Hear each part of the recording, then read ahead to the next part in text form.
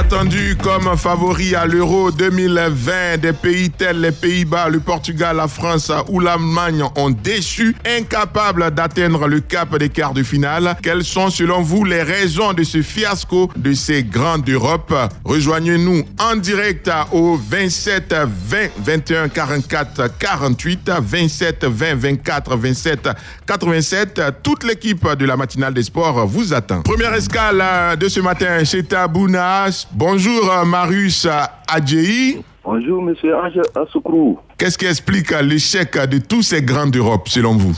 Voilà pourquoi l'on pourrait dire souvent que le football n'est pas une science exacte. Voilà, il y a la chance qui joue dans cette histoire de ce terreau-là. Il faut dire que aussi en Europe, les équipes se valent à peu près. Elles se connaissent la manière de jouer. Donc il fallait le contrecarrer et c'est ce qui est arrivé à ces grands clubs-là. On connaît comme la France, l'Allemagne, l'Espagne. Donc il faut dire que c'est la chance. Surtout la France contre la Suisse, ça a été la chance.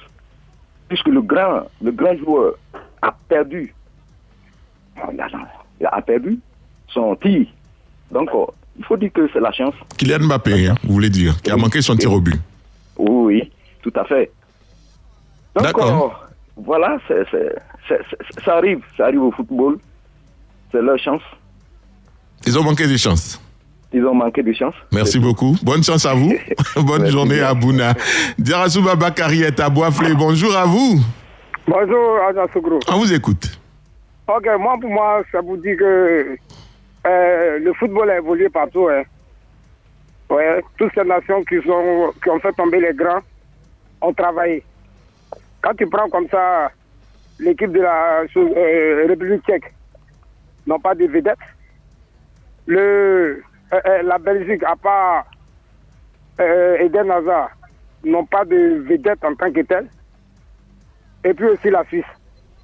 La France avait déjà... Bon, les Français déjà au quart de finale. Hein. Ils ont commencé à s'amuser avec le football. Oui.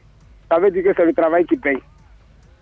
Il ne faut jamais sous-estimer l'adversaire, quel que soit ton rang, quels que soient les tas que tu dans ton équipe. D'accord, la Belgique a tout de même Romelu Lukaku, Kevin De Bruyne, c'est quand même des vedettes. Mais comparé à Cristiano Ronaldo et Diogo Jota et autres là, oui. C'est pas la même dimension. Hein. D'accord. Donc, suivons mon regard en Afrique. D'accord, je suis votre regard. Mon pays avait toute une pléiade de stars pendant la Coupe d'Afrique 2012. Face à la Zambie, qu'est-ce qui s'est passé? Ouais, c'est vrai.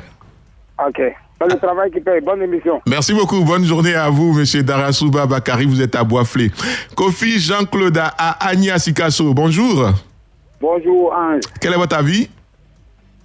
Un de vos grands confrères disait que la coupe avec ses glorieuses incertitudes, c'est ça la coupe.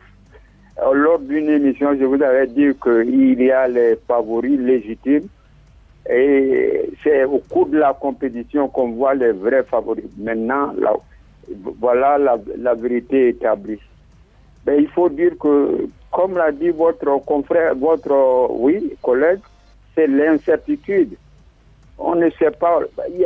La balle est plus têtue qu'une balle au monde une heure parce que la balle n'obéit pas souvent à la volonté de son joueur. Même les géniteurs qui ont gagné, les géniteurs du ballon qui ont gagné hier, je dis que c'est l'incertitude qui domine cette compétition. Tous les grands vont presque tomber. D'accord. Merci beaucoup. Ouais. Bonne journée à vous sur la page Facebook de Radio Côte d'Ivoire. Roger Nyanzou nous dit les Bleus avaient compté sur les pronostics en France les donnant un favori face à la Suisse, oubliant du coup que le football est une science inexacte. Et puis Paul Vital Didia dit que de nos jours, on peut être favori sur le papier, mais le football est moderne et les petites équipes font tout pour donner la réplique aux anciennes grandes nations de football. Kona Anthony est à Taï. Bonjour. Bonjour Ange. Comment vous allez? Je vais très bien. Et chez vous? Je vais très bien également. Vous avez la parole. Oui, bon Ange. Moi je disais que tout le monde, tous les trucs se valent. Hein. On peut dire sur le papier c'est favori, mais en pièce vraiment on ne va pas les favoris. Quand tu prends un grand équipe comme la France, ils ont des stars, en passant par Mbappé et Karim Benzema et Griezmann, tout cela, mais ils sont partis. Mais Dieu merci aussi, parce que vraiment moi, je ne supporte pas cette équipe des Allemands. Mais Dieu merci aussi, Allemand aussi est parti. Ça fait du bien. Bonne chance cette équipe des Anglais. Vraiment, ils ont joué le maillot. Quand il y a ce match, ils savent qu'actuellement, c'est eux qui sont favoris. Parce qu'ils jouent tous les matchs chez eux maintenant. Donc, ils sont favoris. Bonne chance à Harry Kane et ses groupes pour que cette année, ce sera une bonne année pour eux.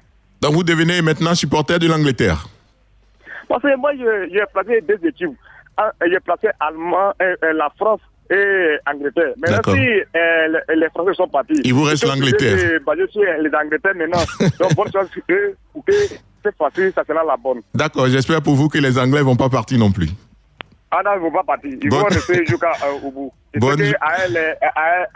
les joueurs que je vois là, vraiment, ils peuvent tenir jusqu'au bout. D'accord. Juste eux maintenant. Merci, bonne émission. Bonne journée à vous, M. Kona Anthony. Vous êtes à Taï sur la page Facebook de Radio Côte d'Ivoire.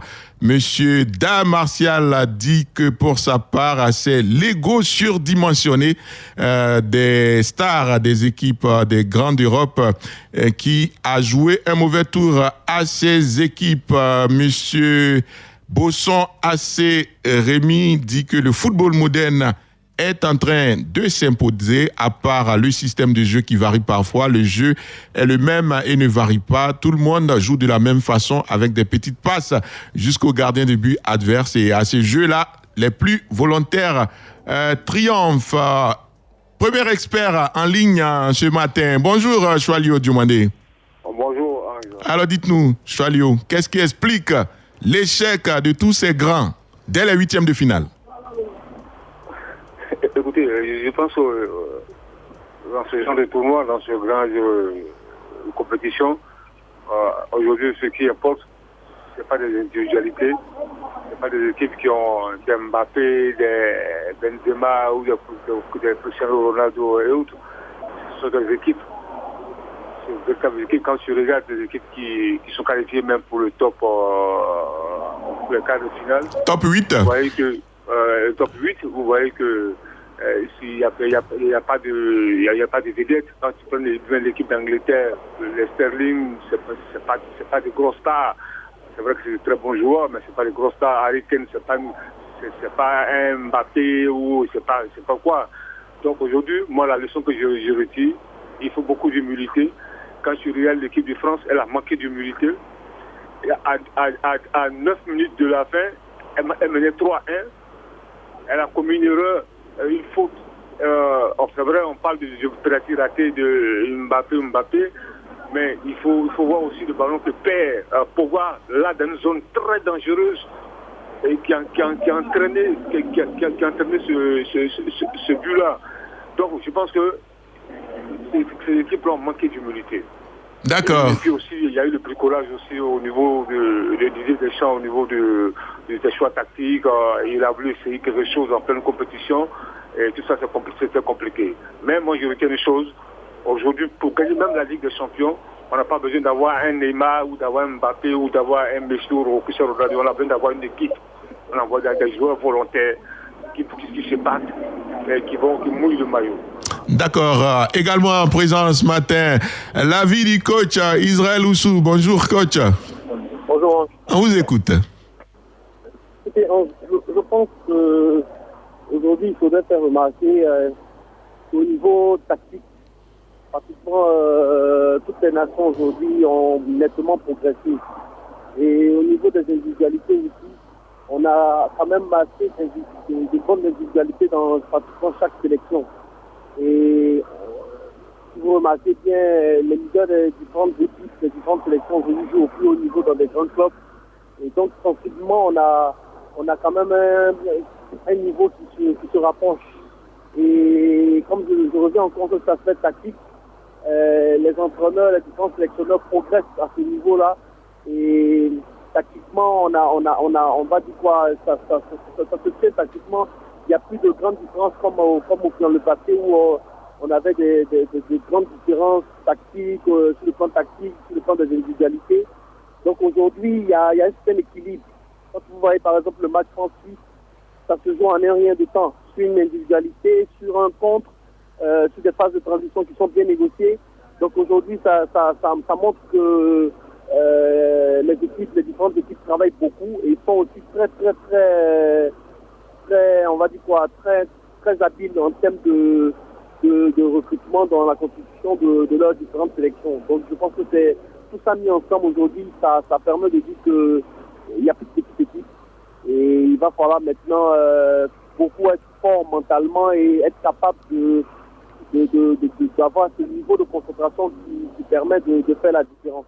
D'accord. Merci beaucoup, coach Israël Oussou. Merci également à Choualio Diomandé. Merci sur la page Facebook à Bertin Tola Kouadio, à Boussou Bi, à Blaise Kouassi, Kolo Dao, Armel Joël, Ismaël Kona, Ebois Evra Elia, Kouassi Renaud Kouakou, Richemont Coco, Achille Oula, Gildas Kouadio, Brou Jacob Kouadio, Noël Tano, Boukari Ramsey, Eouma Tano, également Namori Bakayoko, Yameogo Ousmane, Albert Kwame. Voilà, merci à tous pour votre contribution à la matinale des sports de ce jour. L'équipe de production à la réalisation Aïssata Koulibaly, technique Valentin Kwasi Valka, animatrice en studio Estelle Assoumou. Tout à l'heure, le journal Afrique avec bien sûr le journaliste qui est déjà en cabine là-bas qui nous attend, c'est Jérôme Kouakou. Bien entendu, il sera là avec vous à 8h00 sur Radio Côte d'Ivoire. Excellent mercredi à tous et puis on se retrouve dès demain matin 7h30. Au revoir. Radio Côte d'Ivoire, Abidjan 88.fm.